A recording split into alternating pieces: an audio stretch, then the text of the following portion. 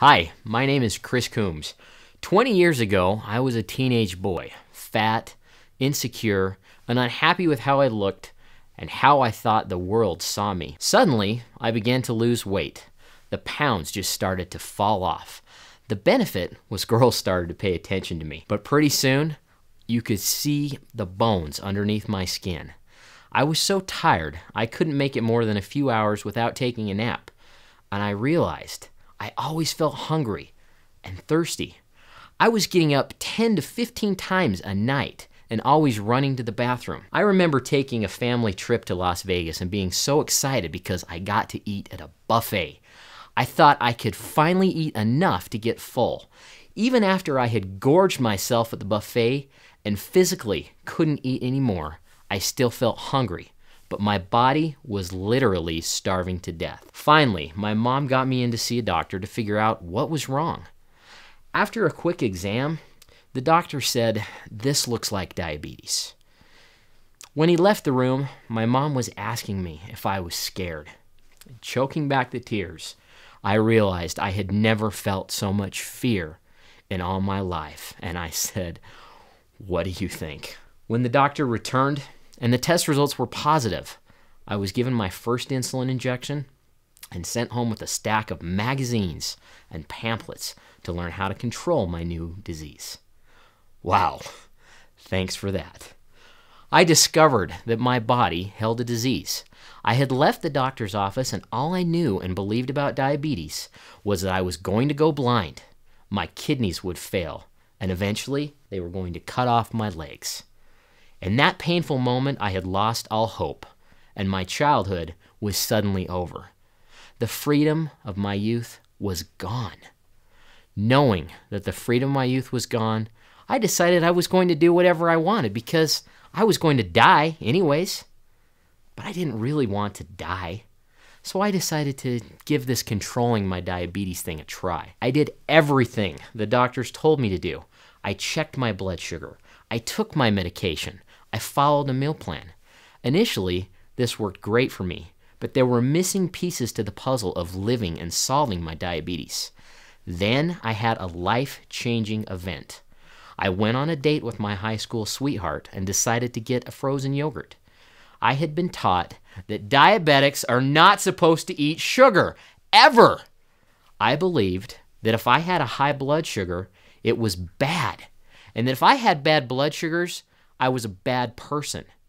To avoid the bad blood sugar, I thought I needed to take a lot of insulin. No one ever told me that insulin is a dangerous medication.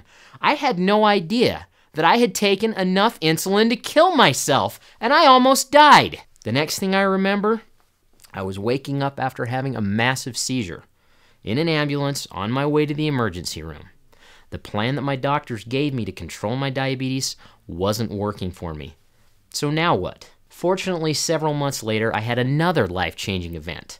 I got a letter in the mail inviting me to be a counselor at a local diabetic camp. I didn't know it at the time, but this would change my life.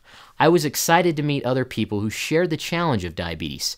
I finally got to go to camp for my first time. I still had a belief that I was going to die, and all the negative things my doctor told me was all my life was going to be. Then, what I saw changed my life. I saw a cabin full of 8-year-old boys deciding to live their lives even with this awful disease. In that moment, I no longer felt alone anymore.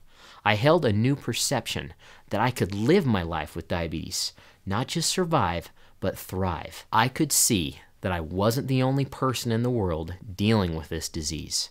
The problem is that we are not taught how to live.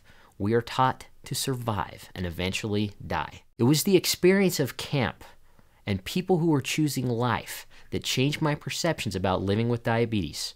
I held a new knowledge that I had a whole camp supporting me in taking on my diabetes. I went on to become a seasoned counselor, leader, and mentor. I participated and planned leadership seminars for other youth with diabetes. Eventually, I was chosen to participate in a national youth leadership conference and was elected to a national position by my peers. I continued my efforts and eventually was nationally recognized, winning the 1997 National Youth Leadership Award given by the American Diabetes Association. So, you'd think I'd made it. Years later, I'd been through a divorce, and I found myself 100 pounds overweight and suffering with poor control of my diabetes. I'd lost my camp. I got a message from God. That message was that if I didn't make some changes now, my worst fears about diabetes would come true. I would go blind, my kidneys would fail, and I would lose my legs. I decided the next step was to take my 20 years of knowledge about treating diabetes and take it even further. What I have learned is that the medical schools are funded by the pharmaceutical companies. So doctors are trained on prescriptions for drugs to treat the symptoms of your diabetes. While medication may treat the symptoms, it doesn't target the root of the problem. I decided to educate myself. First, I focused on my body. I had worked hard for 3 months, really watching what I ate, working hard at the gym, and at the end of those 3 months, I had shed 30 pounds. I then connected with my friend and mentor, Marcy Locke, and learned how to eat more, work out less, while achieving optimal results. I participated in a 90-day program and had a group of support to heal my body. I've shed nearly 100 pounds and take less than half of the insulin that I used to. What changed for me was I was creating a new camp. I didn't realize how powerful this concept was in my life. My passion is to share with you how you can actually live with diabetes. I want you to experience camp. Even if you don't hear anything else, hear this. There is hope. You can heal yourself from your diabetes. There is more to controlling your diabetes than just taking your medication and following a diet. I've experienced it. I can teach you the secrets to beat your diabetes and to regain your freedom and your life. The key for me was camp. What I have created for you is a place to connect, learn, and shed the myths about diabetes and experience camp. Disease or destiny? Disease or destiny? It's your choice. You can choose disease and death, or choose the destiny and live your best life. Join me and let's go camping. Oh, and by the way, to gain access to my life-saving report, What You Don't Know About Your Insulin Could Kill You. To get access to this life-saving report, enter your name and email to the right of this video. It might just save your life.